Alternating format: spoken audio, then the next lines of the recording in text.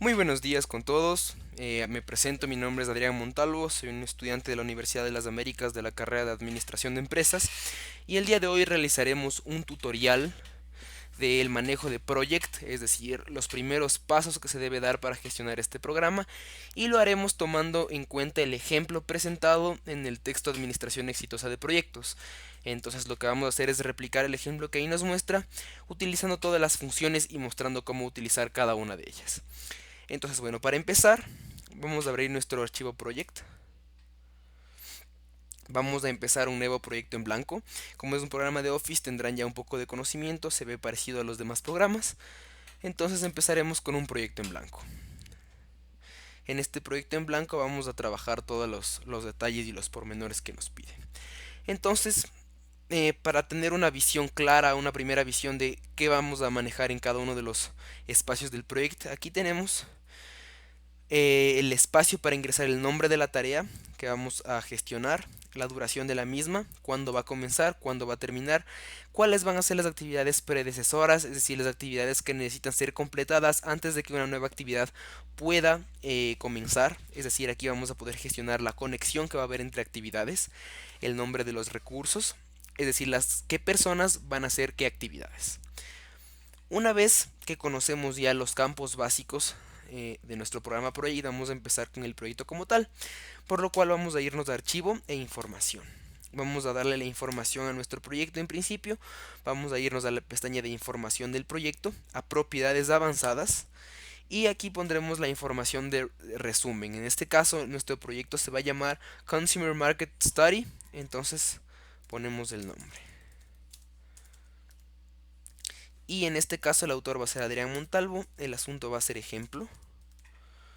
Y con eso tenemos la primera parte de nuestro proyecto, así le hemos asignado la información resumen.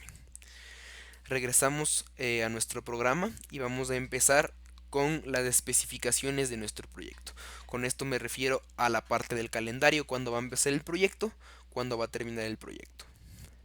Para esto venimos a la pestaña de proyecto, venimos a información del proyecto y vamos a encontrar este cuadro de opciones. Entonces vamos a utilizar las mismas opciones que se nos muestra en el archivo del libro, en el ejemplo. En este caso es el 9 de enero del año 2012. Hacemos este cambio y vamos a suponer que nuestra fecha actual, tal como está en el libro, es del 5 de enero de 2012. Muy bien, podemos observar que ha cambiado las fechas y vamos a mantener el resto de opciones predeterminadas. Con esta primera parte del proyecto podemos empezar ya a poner las diferentes actividades. Para esto yo he adelantado un poco y he copiado las actividades en un Excel para ahorrarnos ese tiempo en el video y poder plasmarlas en principio. ¿Qué es lo que tenemos que hacer a continuación? No todas las actividades que vemos aquí son actividades como tal, sino que algunas son paquetes de trabajo, es decir, actividades que engloban subactividades, es decir, como títulos o subtítulos que se van a utilizar para dar a entender cuáles son las actividades específicas que estarán dentro de una actividad un poco más grande. ¿Cómo vamos a plasmar esto? Venimos a nuestra pestaña de tarea y encontramos estas dos flechas. Con estas dos flechas nosotros vamos a poder establecer estas subtareas y crear la jerarquía, como aquí observamos, de las tareas de nuestro proyecto. Vamos a empezar y vamos a hacer una réplica de lo que tenemos en nuestro libro. El Consumer Market Study es del proyecto en general, entonces esta va a ser una actividad que va a englobar a todas las demás. La primera subactividad es del cuestionario, entonces la movemos y aquí podemos ver que directamente y automáticamente la primera actividad engloba a esta.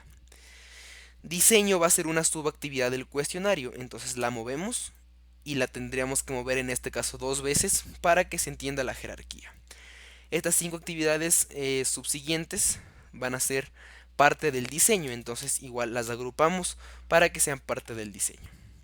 Responses va a ser una actividad perteneciente al cuestionario, una subactividad del cuestionario. Entonces la movemos una vez y estas tres actividades van a ser, la movemos dos veces, perdón, y estas tres actividades van a ser actividades pertenecientes a responses. Entonces las movemos igualmente para que se agrupen. Continuamos con el reporte. El reporte va a ser una subactividad directamente del Consumer Market Study, ya no del cuestionario. Entonces solo la movemos una sola vez. Y el software va a ser una actividad directamente del reporte, entonces esa va a tener que moverse 2 veces para que directamente se englobe. Estas dos actividades igualmente son dependientes del software, no dependientes, sino pertenecen al software, así que las tenemos que mover igualmente. El reporte pertenece igual al mismo reporte, lo movemos, y estas tres actividades finales pertenecen al reporte, así que las agrupamos de igual manera. Podemos ver ya que tenemos una primera agrupación de tareas. Estas flechitas nos van a permitir recoger todo lo que corresponde a las diferentes tareas o subtareas según queramos. Entonces, por ejemplo, si queremos únicamente ver las secciones grandes, podemos ocultar las secciones pequeñas y nos quedaría básicamente así. Ahora, ¿qué tenemos que hacer? Definir las actividades predecesoras, es decir, las conexiones que vamos a encontrar entre las diferentes actividades. Para ello nada más tenemos que escribir los números que se hayan establecido, en este caso los números que tenemos en nuestro archivo que se muestra en el libro, en el ejemplo. Esta va a ser nuestra primera actividad, por lo que no tiene ninguna predecesora, y empezamos con las siguientes. Entonces aquí nada más se tiene que conocer muy bien el orden y definir bien qué actividades dependen de otras, para que no haya errores posteriormente con la realización de las conexiones. Como en el libro ya nos muestra hecho, solo tenemos que en este caso copiar las actividades que ya los números que ya se nos han dado.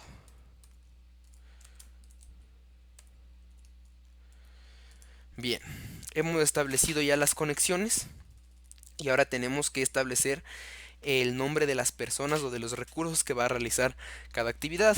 En este proyecto se comentaba que van a trabajar 4 personas, que eran Susan, Steve, Andy y Jim. En este caso, como yo estoy haciendo el ejemplo del proyecto, vamos a cambiar los nombres. Yo voy a ser parte del proyecto y voy a incluir a 3 personas ficticias más. Entonces, por ejemplo, yo voy a comenzar haciendo las 5 primeras actividades. Las siguientes 3 actividades va a desarrollar las J. Las siguientes 2 actividades va a realizar las Phil. Y finalmente las últimas 3 actividades que tenemos las va a hacer Ron.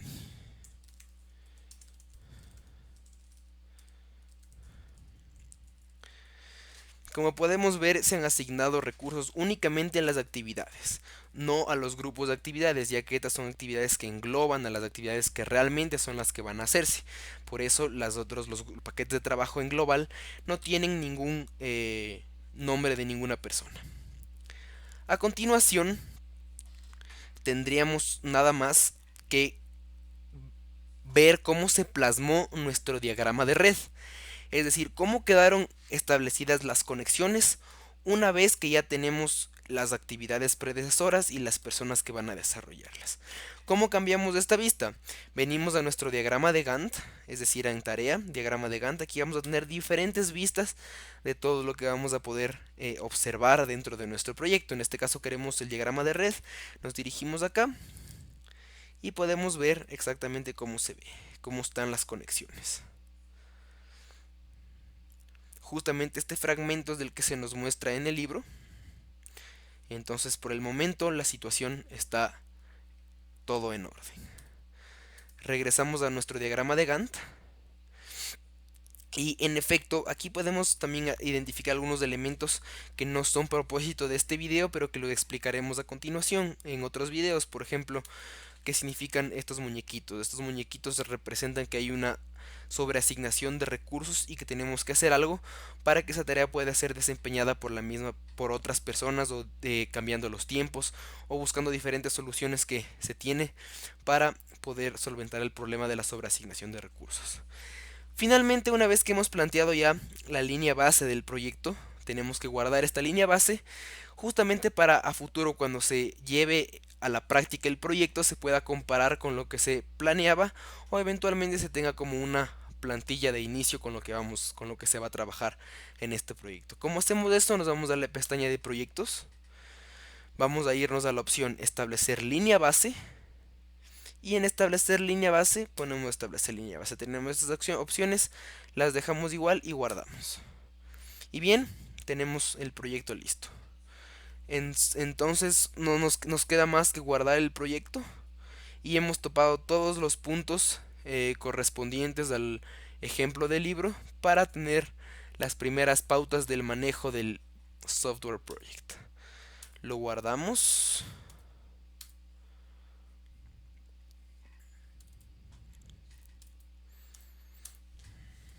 Se va a llamar Consumer Market Study como el proyecto. Y mi nombre. Espero que haya quedado todas las instrucciones y pasos claros del manejo del project. Y nos veremos en otra ocasión explicando las siguientes partes y los siguientes procedimientos que están englobados en el desarrollo de un proyecto. Me despido, mi nombre es Adrián Montalvo y les deseo un buen día a todos.